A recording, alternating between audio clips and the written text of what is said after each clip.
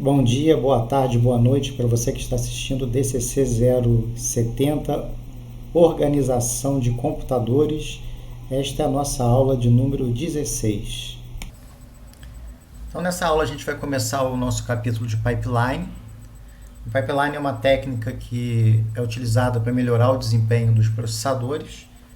A gente vai estudar pipeline, então, ao longo das nossas próximas aulas, começando da aula de hoje, onde nós vamos estudar dois tópicos, né? Um tópico onde a gente vai começar a explicar o conceito de pipeline, dar uma visão geral de pipeline, e no segundo tópico a gente vai falar dos hazards,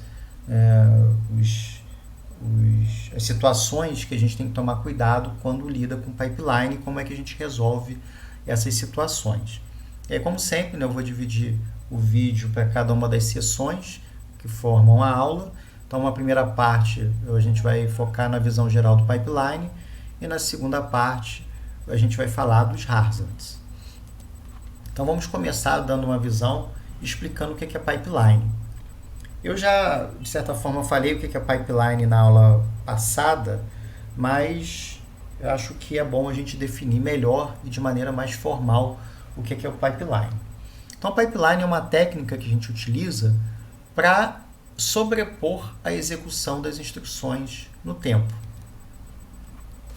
Então, vamos ilustrar aqui com um exemplo que está lá no livro, de uma pessoa que esteja fazendo o serviço de casa, como acredito que todos nós estejamos aí agora, em que a gente tem, por exemplo, que lavar uma pilha de roupas.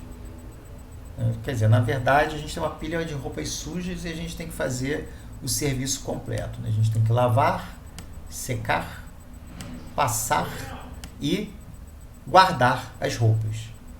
Vamos supor que a quantidade de roupas acumulada é gigantesca e que a gente precise fazer esse processamento em 4 etapas. Minhas roupas não cabem todas na máquina de lavar. De tanta roupa que tem, eu tenho que lavar 4 vezes, secar 4 vezes, passar 4 vezes e guardar 4 vezes.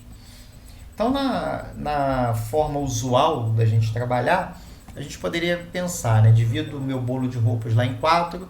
Então, o primeiro quarto eu lavo, depois eu seco, depois eu passo, depois eu guardo.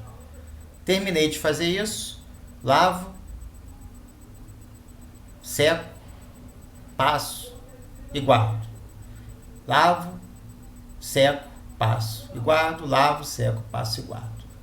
Se cada uma dessas operações demorar 1 hora, talvez quem tenha feito isso aqui nunca tenha passado roupa na vida, né? Mas enfim, se cada uma dessas operações demorar 1 hora, a primeira leva de roupas, se eu começar às 6 horas da tarde, eu vou terminar 6, 7, 8, 9. Aliás, aqui ele está colocando, desculpa, de meia em meia hora, né? Aí realmente você vê que a pessoa nunca lavou uma roupa na vida, né? Mas enfim, cada uma demorando meia hora, então 6h30, lavou a roupa, 6h30, 7h30 secou, 7h30, de 7 a 7h30 passou e de 7h30 às 8 guardou. Nossa, isso aqui já seria um sonho de consumo se as coisas realmente fossem assim, né? Mas enfim, depois das 8 horas você começa a lavar a próxima leva, terminou 8h30, 8h30 colocou na secadora, que também é outro sonho de consumo, né? De 8h30 às 9, 9 horas já está tudo seco, olha que maravilha, de 9 a 9h30 você passou uma máquina inteira de roupa, é um milagre, né? Depois de 9h30 às 10 você guardou as roupas. Aí novamente você vai continuando, né, a fazer essas atividades, então 10, 10h30, 11, 11h30, meia-noite, meia-noite e meia, 1. Quando for 2 horas da manhã, você termina de lavar, secar, passar e guardar essa tonelada de roupas. Bom, mas a gente observa que esses hardwares aqui, são hardwares, né, são equipamentos aí, eles são independentes uns dos outros, né? Apesar de não existir um equipamento que guarde roupa, né, ainda não inventaram isso, a gente poderia imaginar que as atividades entre si são independentes, né? Nada impede que, enquanto a roupa da segunda leva esteja sendo seca, eu possa começar a lavar a segunda leva de roupas. Então eu posso sobrepor no tempo duas atividades. Enquanto a primeira leva de roupas está secando, eu posso colocar a segunda leva para lavar. E enquanto eu estou passando a primeira leva de roupas, eu posso secar a segunda leva e colocar para lavar a terceira leva. Então a gente sobrepõe as atividades no tempo. De maneira simultânea, eu estou usando os meus 3 equipamentos. Meu ferro de passar, a minha secadora e a minha lavadora. E enquanto, aí eu não tenho hardware para fazer isso, né? Eu quero ver como é que faz, né? Teria que ter uma outra pessoa aqui. Mas enfim, enquanto eu guardo a roupa da primeira leva, passo a segunda, eu seco a terceira e já coloco para lavar a quarta. Observem que o tempo de lavar, secar, passar e guardar continua igual. Às 8 horas da noite eu vou terminar a primeira leva. 6 às 6h30, 6h30 às 7, 7 às 7h30, 7h30 às 8. Eu continuo levando 2 horas para fazer a operação. Aqui também eu continuo levando 2 horas. Continuo levando 2 horas. Continuo levando 2 horas. Então, do ponto de vista de uma única leva de roupas, o tempo é o mesmo. O que eu ganho aqui? Eu ganho que a cada meia hora eu consigo terminar uma leva. E como eu adianto as minhas operações sobrepondo-as no tempo, eu acabo terminando muito antes do que eu terminaria. No caso aqui, ao invés de terminar às 2 horas da manhã, eu vou terminar lá para 9h30 da noite. Então, a gente consegue reduzir o tempo total das operações ao sobrepor as operações no tempo. A mesma ideia é empregada nas fábricas. Isso aqui poderia ser a montagem de um carro, né, dividido em 4 operações. Então, ao invés de montar um carro por vez, eu posso colocar meus funcionários trabalhando numa linha de montagem. Enquanto um está fazendo uma operação, outro está fazendo outra operação diferente, de modo que em um determinado momento está todo mundo ocupado, cada um com um carro diferente, cada um fazendo uma operação diferente. Então vejam que eu não diminuo o tempo para concluir uma instrução. Eu aumento a minha vazão. A quantidade de instruções finalizadas por unidade de tempo aumenta. E a ideia nos processadores é exatamente a mesma. É a gente dividir a execução das operações em etapas, parecido com a linha de montagem, parecido aí com essa operação de lavar, secar, passar e guardar roupas. Então a gente divide em etapas e a gente tenta sobrepor essa etapa no tempo.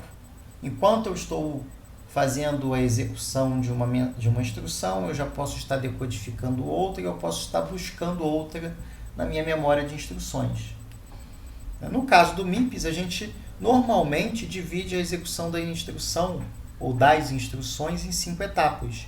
Buscar a instrução na memória, decodificar enquanto eu faço a leitura no banco de registradores, fazer a execução da operação na unidade lógica aritmética ou calcular um endereço de memória, fazer o acesso de um operando na memória, seja para ler da memória ou para escrever na memória, e depois escrever o resultado, seja do que eu computei na ULA, ou seja do que eu li da memória no meu banco de registradores.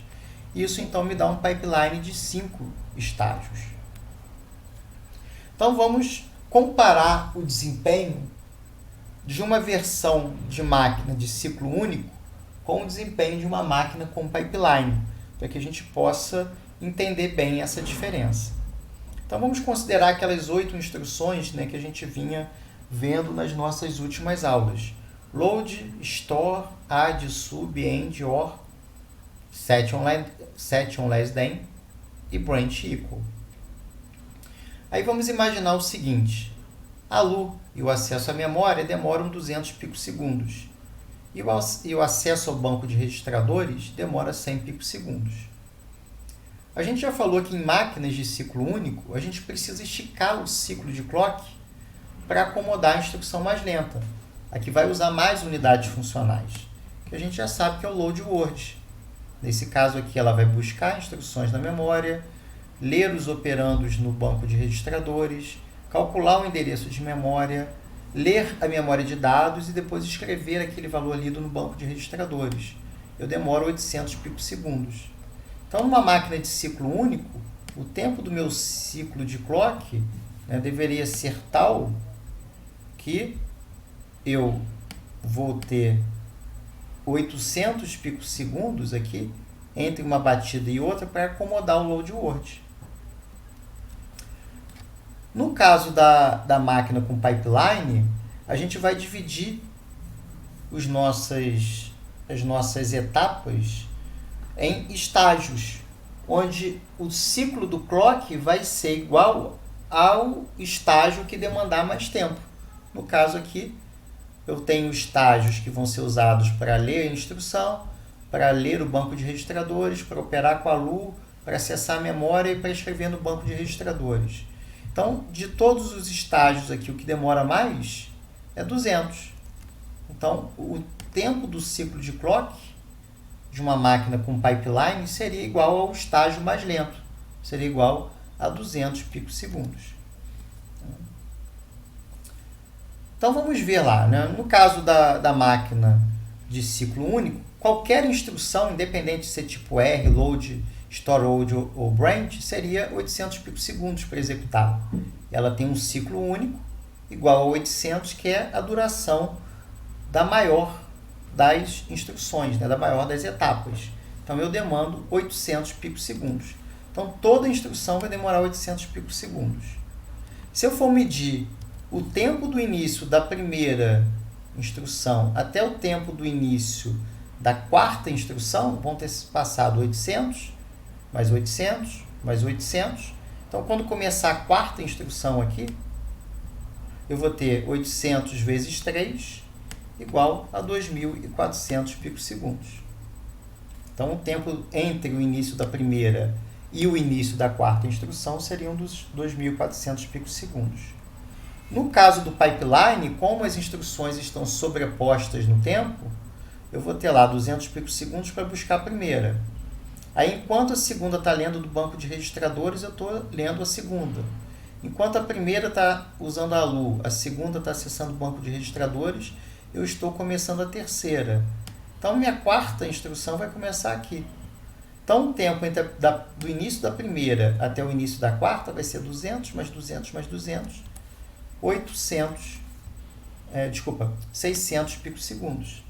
Então, 600 contra 2.400, eu tenho um grande ganho aí de desempenho, né? Um ganho de 4 vezes no meu desempenho.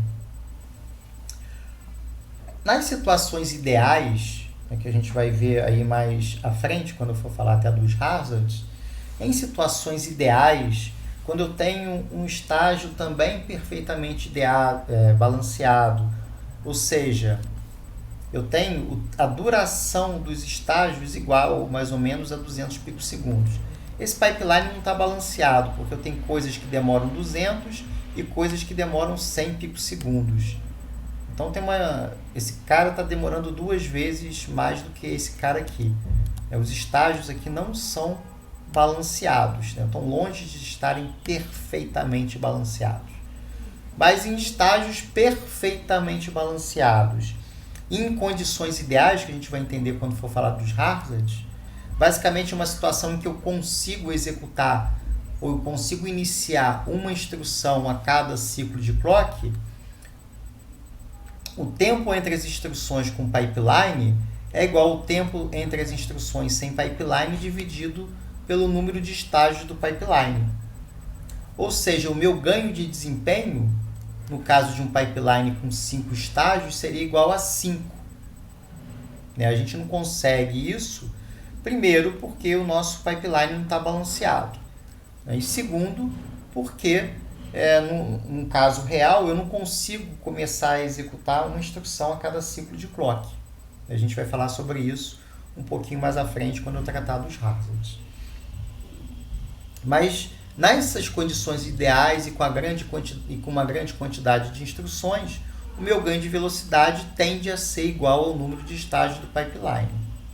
Então, por essa fórmula, um pipeline de 5 estágios ele deveria levar uma melhoria de desempenho de 5 vezes. Então, se eu tenho na máquina de ciclo único a instrução demorando 800 picosegundos e agora eu estou usando um pipeline de 5 estágios, eu deveria ganhar 5 vezes aqui. Então, 800 dividido por 5, 160. Mas, na realidade, eu não consigo ganhar 5 vezes, eu ganho 4 vezes. Isso porque o meu pipeline está mal balanceado, como eu já adiantei. Tenho estágios que demoram 100 picosegundos e estágios que demoram 200 picosegundos. Além do mais, a gente tem um pequeno número de instruções. Eu só estou observando aqui 3 instruções, o tempo da primeira para a quarta. A gente pode melhorar um pouquinho aqui se a gente considerar, quer dizer, melhorar em relação ao 4, eu posso melhorar um pouco se eu considerar mais instruções. Por exemplo, se eu tiver 1 milhão de instruções a mais, ao invés da diferença ser 1.400 picosegundos, ou melhor, ao invés da máquina com pipeline demorar para executar as 1 milhão e 3 instruções, que tem 1, 2, 3. Então, para executar 3 instruções, eu preciso de 1.400 picosegundos. Para executar 1 milhão, eu precisaria de 1 milhão vezes 200 picosegundos. Então, seriam 200 milhões de picosegundos. Então, 200 milhões mais 1.400 seriam 200 milhões, 1.400 picosegundos. Sem pipeline, eu demoro para executar cada instrução 800 picosegundos. Então, 800 vezes 1 milhão daria 800 milhões, mais essas 3 instruções aqui vão demandar 2.400 picosegundos. Então, daria 800 milhões, 2.400. Dividindo um pelo outro, dá um ganho de desempenho de 4 vezes, que é mais ou menos a razão entre o tempo de execução da instrução da máquina em ciclo único e o tempo de execução de cada estágio do pipeline, que seria 200 picosegundos. Então, os valores seriam aproximados. Então, essa melhoria de 4 vezes, ela não é observada na execução das 3 instruções, porque são poucas. 2.400 dividido por 1.400 vai dar aí um pouco menos de 2 vezes, que dá 2 vezes 1.400 daria 2.800. Então, dá menos de 2 vezes de ganho de desempenho se eu executo apenas 3 instruções. Para que esse valor se aproxime de 4, que era aquele valor que a gente tinha calculado de melhoria de desempenho de 4 vezes, eu tenho que considerar um grande número de instruções. Bom, no caso do MIPS, implementar um pipeline é mais fácil, porque todas as instruções no MIPS têm o mesmo tamanho. Então, é mais fácil a gente ir na memória e buscar as instruções, porque eu sei que eu vou sempre buscar uma instrução de 32 bits na memória. Então, no primeiro estágio do pipeline, é fácil ir à memória e buscar as instruções, porque eu sei que essa instrução tem tamanho de 32 bits. No caso do x86, do IA32, isso já não é tão fácil, porque a primeira dificuldade é ir na memória e buscar o quê? Quantos bytes eu leio da memória? Você lê a quantidade de bytes igual a uma instrução. Tudo bem, mas qual é o tamanho da instrução? No x86, as instruções podem variar de tamanho. Elas podem ir de 1 byte a 17 bytes. E qual é o tamanho da nossa instrução? Não sei, E aí, quantos bytes eu trago? E além do mais, a gente falou na última aula que ainda tem um outro porém, As instruções, elas são elas não são executadas diretamente, elas são traduzidas em microoperações. Então, no caso do IA32, o pipeline ele vai executar essas instruções traduzidas. Ele vai executar essas microoperações. É um pipeline de microoperações. Então, do ponto de vista de implementação do pipeline, é mais fácil implementar o pipeline no MIPS, né, do que no x86, porque eu já de cara sei qual é o tamanho da próxima instrução que eu vou trazer. Né? Além do mais, o MIPS só tem 3 formatos de instruções. Tipo R, jump e instrução imediata. E em todas elas, o opcode está na mesma posição. E em várias delas, né, em duas, na tipo R e tipo I, os registradores estão na mesma posição. Né? Então, eu posso, independente de saber que instrução que eu tenho, independente de saber qual instrução que eu estou executando, eu já posso começar a consultar os operandos dessa instrução no meu banco de registradores. Então, isso facilita a minha vida, né? Independente de saber que instrução está sendo executada, eu já posso começar a pegar os seus operandos. Diferente do x86, que as instruções têm formatos diferentes, a memória, né, o endereçamento pode ser feito de maneira diferente. Eu posso ter operandos em memória, eu posso ter operandos em registrador, em memória em registrador, é uma bagunça danada. Então, eu tenho que saber que tipo de instrução que eu tenho para saber onde eu vou buscar os meus operandos. No MIPS eu já posso adiantar a minha vida, eu já posso fazer essas coisas em paralelo. Como eu falei, né, acabei de adiantar aqui talvez o próximo slide, no caso do MIPS, os operandos em memória só vão ocorrer em instrução do tipo load word, store word. As instruções de tipo R vão sempre ter operandos em registradores. Então, o estágio de execução, ele no caso da instrução de tipo R, ele é executado de maneira imediata porque eu já pego os meus operandos no banco de registradores.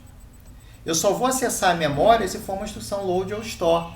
Eu vou calcular o endereço de memória no estágio de execução e, na sequência, eu vou executar o acesso à memória, seja fazendo uma leitura ou fazendo uma operação de escrita.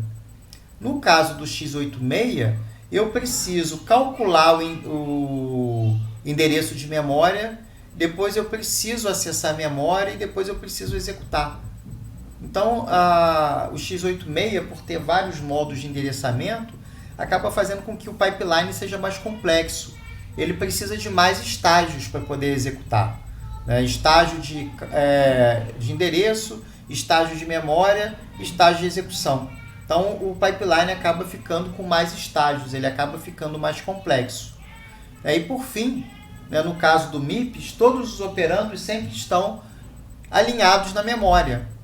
Então, qualquer instrução de transferência de dados, pelas instruções estarem alinhadas na memória, ele sempre vai acessar, ou vai precisar acessar a memória uma única vez.